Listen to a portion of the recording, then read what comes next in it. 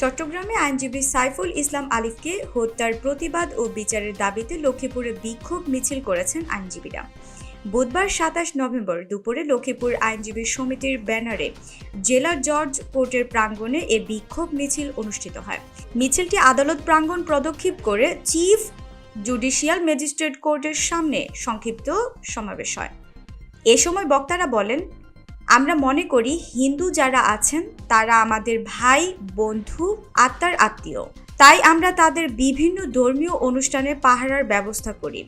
গত কয়েকদিন থেকে ইসকন নামের জঙ্গি সংগঠন উদ্দেশ্য প্রণোদিতভাবে একের পর এক উস্কানি দিয়ে যাচ্ছে।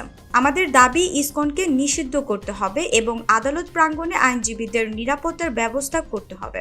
এ সময় চট্টগ্রামে হামলায় নিহত আলিফের হত্যার দ্রুত বিচার না হলে কঠোর আন্দোলনের হুঁশিয়ারি দেন তারা।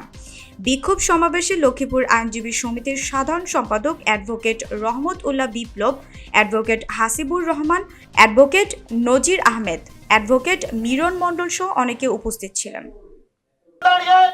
স্পষ্ট ভাষায় বলতে চাই, আর যদি বাংলাদেশের প্রতি ইঞ্চি জায়গার কোথাও আইনজীবীদের উপরে কোনো হামলা, নির্যাতন এবং এর ষড়যন্ত্রের সাথে কেউ জড়িত থাকে, আমরা আইনজীবী সমাজ ঐক্যবদ্ধ হয়ে দলমত নির্বিশেষে এই হত্যার প্রতিবাদ আমরা করব এবং আমরা কঠিন থেকে কঠোরতম কর্মসূচি দিতে পারব। আমরা মনে করি যারা হিন্দু আছেন তারা আমাদের ভাই, তারা আমাদের বন্ধু, তারা আমাদের রক্তের আত্মীয় না হলেও আমরা মনে করি তারা আমাদের আত্মার আত্মীয়।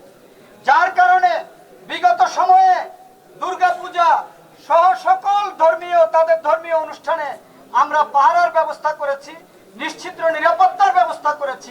কারণ আমরা মনে করি এই বাংলাদেশে আমাদের যতটুকু অধিকার, আমাদের একজন হিন্দু ভাইদেরও ততটুকু অধিকার রয়েছে।